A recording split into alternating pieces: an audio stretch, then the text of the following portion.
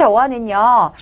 물에 대해서 볼 거예요. 여러 가지 이제 질병에 대해서 또 면역에 대해서 면역계 질환에 대해서 공부를 했다면 이런 것들의 수인성 감염 있죠. 물로 통해서 되는 이런 것들을 우리 보기에 앞서서 먼저 물에 얼마나 중요한지 물에 대해서 함께 파악해 보도록 하겠습니다. 물에 대한 이 정의는요. 쉽게 이제 이론 갖고 출제가 될 수 있고요. 어렵지는 않습니다. 자, 물은요. 우리 몸의 66% 또는 60에서 70% 또는 3분의 2 정도 이렇게 다양하게 표현됩니다. 이렇게 많은 양을 차지하고 있고요. 자, 물을 갖고 있는 고유한 값이 있어요. 이걸 비열이라고 하고요. 물 1g을 1도씨 높이는데 또는 이렇게 표현해요. 물 1kg을 1도씨 높이는데 필요한 열량을 비열이라고 하면서 비열의 1을 갖고 있는 것은 물입니다. 비열 1, 물이에요. 그래서 이 비열은요, 물 같은 경우에 다른 물질에 비해서 좀 크기 때문에 비열이 커서 온도 변화가 적어서 우리 몸의 체온을 일정하게 유지하게 됩니다. 사실 이 파트는 따로 배우는 물리 파트가 있어요. 근데 여러분들은 시험을 위해서 그건 깊게 안 들어갈 겁니다. 그냥 비열이 크기 때문에 온도 변화가 적어서 우리 몸의 체온을 유지하는구나. 그게 물이다 기억해 주시면 되겠고요. 우리 몸속에 영양소를 녹여서 운반을 하고 물을 많이 먹으라고 하죠. 노폐물을, 특히 미세먼지가 있을 때 물을 많이 먹어서 몸속에 있는 노폐물을 바깥으로 배설이에요. 원래는 배설을 시키자라고 얘기해요.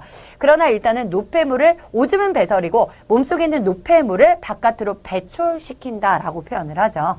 자, 오염된 물은 우리가 물수자에서 수인성 전염병이라고 얘기해요. 그래서 물속에 섞여 있는 수은으로 인해서 중독된 거나 카드뮴 중독으로 해가지고 미나마타 병이나 카드뮴 중독으로 인한 이 병이요. 물로 인해서 일어난 중금속 중독에 의한 일본에서 일어났던 병이었습니다. 끔찍했었죠. 그래서 물로 일어난 전염 같은 경우에 엄청납니다. 확대 범위가요. 그래서 안전한 물의 사용을 위해 정수 과정이 당연히 필요하겠죠. 일단 물에 대한 정의를 좀 알고 계시고 비열은 말씀드렸습니다. 어떤 물질 1g에 1도씨 높이인데 필요한 열량이 되겠습니다. 자, 그렇다면 물의 정수 과정 묘기 순서 있잖아요. 요거 중요합니다. 아시겠죠? 자, 상수원, 강이나 호수의 물을 끌어들여요. 그래서 물을 식수로 사용할 수 있을 정도로 깨끗하게 하는 거예요.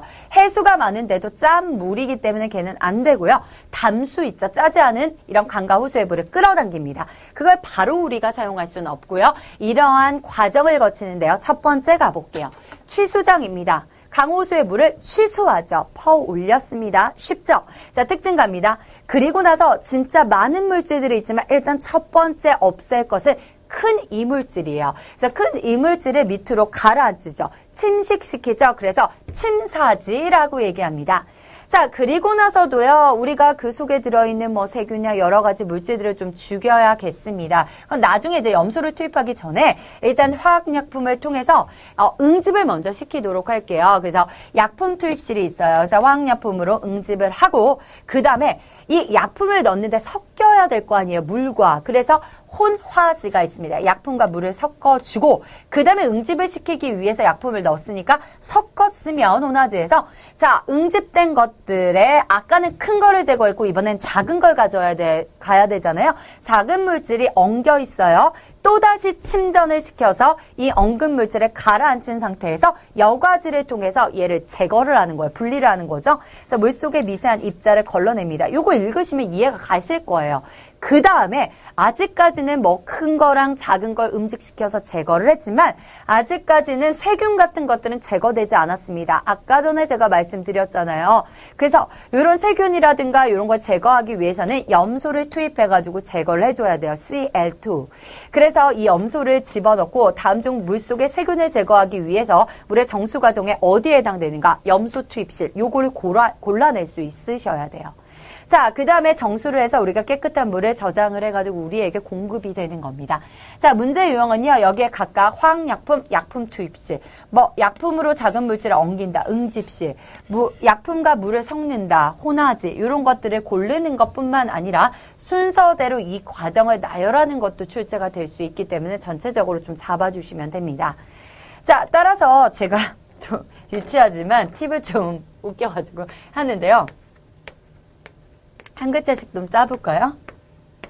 자, 취침하세요. 내일 약혼을 해야 합니다. 그쵸? 취침 약혼 되잖아요. 그리고 제가 이렇게 얘기해요. 약혼을 합니다. 약혼은 이렇게 갑니다. 그리고 약혼 이렇게 했어요. 약혼합니다. 그래서 두 개를 써요. 취침하세요. 약혼을 합니다. 좀 우리 음침하게 얘기할까요? 어디서 아니면 음침하게 여염정에서 합니다. 여염정에서 합니다. 그죠? 자, 취침하세요. 약혼이 있습니다. 음침하게 여염정에서 이렇게 해서 수장, 침사지, 그 다음에 약품 투입 시 혼화지, 그리고 응집시, 응집지, 침전지, 여과지, 염소 투입 시, 그리고 정수지 이렇게 해서 취침, 약혼, 음침, 여염정 이렇게 기억하시면 되겠습니다. 자, 이거 여러 번 이제 반복해가지고 여러분들이 순서대로 가져가시고 사실 객관식이기 때문에 그렇게 어렵지 않게 골라내실 수가 있겠습니다. 자, 저와 이제 물의 소독을 좀 가보도록 하겠습니다. 오늘 내용 많네요. 자, 물속에 들어있는 병원성 미생물을 제거하는 방법이 물의 소독이에요. 그래서 우리가 수돗물 속에 염소를 집어넣게 되는데요. 염소를 표현하면 Cl2 이렇게 얘기를 합니다. 염소가 물에 녹아 생성된 요거 중요한 표현이에요. 하이포염소산이 살균작용을 한다라고 되어 있어요. 염소가 물에 녹아요. 그래서 하이포염소산을 만들게 되는데요. 제가 그냥 요거까지는 시험에 많이 나오지 않지만 그래도 물에 녹아서 어떻게 만들어지는지 좀 보여드릴게요. 이렇게 돼요. 염산과 그리고 하이포염소산이 만들어져요. 요거를 쓸 수도 있어야 되고요. 이렇게 한글로도 쓸 수 있어야 돼요. 하이포염소산이 살균작용을 한다. 이게 중요한 특징이 되겠습니다. 자, 요런 것들 우리가 16년도 염소에 대한 거 기출이었습니다. 되셨나요? 자, 물이 정수장에서 가정을 운반되는 동안 일단 소독 효과가 지속되면 비용이 적게 들게 돼요. 그리고 사실 오존하고 비교하는 것도 우리가 내신 강좌에서는 중요하다고 얘기를 하는데요. 여러분들 일단은 살짝 비교하시면 돼요. 여기서는. 수돗물 소독약 냄새 난다고 많이 들어보셨죠? 그래서 냄새가 날 수 있으며 발암물질이 생성될 수 있다고 했는데 요즘에는 뭐 아리수다 해가지고 뭐 문제 없어요 라고 얘기하지만 일단 일반적인 그냥 문제로 이렇게 접근하시면 돼요. 그래서 비교를 할 때 오존 같은 경우에 산화력이 굉장히 강해요. 오존을 이렇게 썼었죠. 산화력이 강하고 살균작용을 하기 때문에 살균력이 염소보다 좋습니다. 그런데 왜 단점이 뭐냐? 비용이 너무 많이 들고요. 그리고 이런 것들은 비용도 많이 들고 또 이걸 만들어내기 위해서 많은 에너지도 좀 에너지가 큰 자외선이 살균작용을 해야 하는 거죠. 이런 단점들이 있습니다. 그래서 비용 많이 들고 자외선 소독, 오존과 자외선을 한꺼번에 묶어서 설명을 해요. 그래서 거의 공통적인 특징 갖고 있어요. 에너지가 큰 자외선이 살균작용을 하고 염소 소독보다 살균력이 오존이나 자외선이 더 높고 비용 많이 든다. 이런 공통적인 거. 그래서 일반적으로 책에 나올 때는요. 묶어서 그냥 염소 소독하고 비교해서 나오니까 그 정도만 조금 체크를 하시면 문제가 없겠습니다. 자, 이제 비누를 갈게요. 비누 출제율 높고요. 17년도에도 출제가 됐었습니다. 저는 거의 출제가 최근 거로 좀 말씀을 드립니다. 친숙성과 친육성. 친수성은 물과 친한 거고 친육성은 기름과 친한 거예요. 계면 활성제라고 많이 들어보셨죠? 거품 나잖아요. 이게 무슨 말이냐면 물이 있어요. 여기 물. 그리고 여기가 기름이 있어요. 여기가 섞이나요? 안 섞이죠. 경계층이 있죠. 이 경계를 없애는 거예요. 다른 말로 어렵게 활성화시키는 거죠. 이걸 계면 활성제라고 얘기해서 비누가 그 역할을 하면서요. 우리가 땀과 먼지 이런 것들 기름들을 제거하는 것이 비누입니다. 우리가 공부를 할 때 비누에 대한 특징만 따로 가져가시고 또 비누하고 합성세제에 대해서 또 비교하는 문제도 좀 잡아주셔야겠습니다. 자, 친수성 같은 경우에는 물과 친해요. 잘 섞이죠. 전하를 띈 부분으로 물과 잘 섞이고 친유성은 전하를 띄지 않은 부분으로 기름때, 먼지와 잘 섞입니다. 기름과 먼지 같은 경우는 친유죠. 그러니까 이런 기름과 친한 성분이죠. 자, 비누의 단점은요. 비누가 물에 녹으면요. 사실 센물 같은 경우에 칼슘이나 마그네슘 이런 이온과 만나면서 그게 앙금이 생성이 돼서요. 때가 잘 빠지지가 않아요. 자, 그래서 수용액은 약한 연기를 띠는데, 자, 요것도 잘 나옵니다. 비누는요, 비누는 물에 녹으면, 빨간색이 어딨죠? 물에 녹으면 약한 연기를 띱니다. 그래서 단백질을 녹게 하므로 단백질로 된 섬유는 손상을 일으켜요. 자, 이걸 단점을 보완한 것이 바로 합성세제입니다. 그래서 이 반대로 얘기를 해요. 자, 우리 단백질로 된 섬유의 손상을 초래하지 않는 것은 합성세제. 이렇게 고르시면 돼요. 손상을 일으키는 것은 비누. 이렇게 보시면 됩니다. 그래서 동물성 섬유의 세탁이 부적절해서 또한 샘물에서 세척력이 떨어진다. 말씀드렸듯이 뭐 마그네슘이나 이런 것들 있죠. 칼슘이라든가 이런 것들과 만나면서 앙금이 생성이 돼요. 아시겠죠? 그래서 때가 잘 이렇게 제거가 되지 않는 샘물에서는 이런 것까지 특징을 잡아주시고요. 자, 계면활성제 같은 경우에 물속에서 표면에 두 개 경계면 얘기했죠. 장력을 저하시켜요. 그러니까 잡아당기는 힘이 있죠. 세제, 화장품, 약, 치약 등의 광범위하게 사용되고 있다. 간단하게 보시고요. 제가 좀 쉽게 설명해 드렸고요. 샘물은 칼슘 이온이나 CA2+, Mg, E+, 마그네슘 이온을 많이 포함해서 미끄러우며 비누가 잘 풀리지 않는다.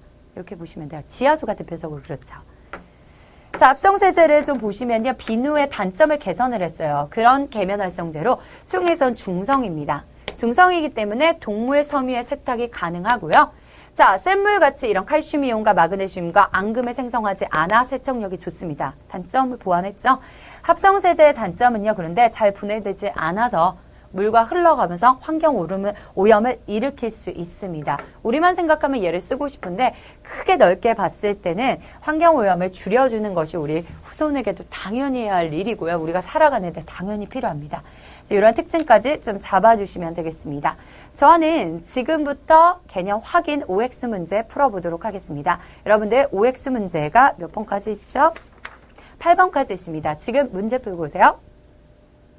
자, 첫 번째 문제입니다. 탄수화물, 단백질, 지방은 주 영양소죠. 그래서 X입니다.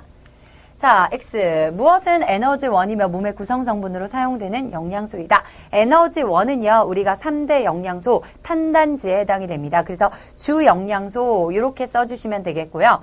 자, 무엇은 외부에서 침입한 병원체에 대해 인체가 방어하는 작용이다 라고 했는데, 우리 면역 기능을 우리가 얘기해 볼 수 있습니다. 면역. 4번. 무엇은 외부에서 체내로 침입한 병원체이고 항원이죠. 그래서 요건 항원 쓰고요. 그리고 항체는 병원균을 물리치기 위해 세포예요. 세포가 만들어지는 물질입니다. 항체가 되겠습니다. 4번이었죠? 오타가 있네요. 저도 체크를 좀 하겠습니다. 자, 이제 5번으로 갈게요. 기초대사량은 나이, 성별 등에 상관없이 동일하지 않습니다. 다 다르죠? X. 이게 쉬운데 잘 나와요, 이 표현이. 자, 염소기체가 물에 녹아 생성된 하이포염소산 있죠? HClO 되겠습니다. 자, 이 살균 작용을 한다. 비누는 친수성과 친육성계로 이루어진 계면활성제이고요. 항생제는 세균의 증식을 억제하거나 세균을 죽일 수 있다라고 말씀을 드렸습니다. 이렇게 해서 간단하게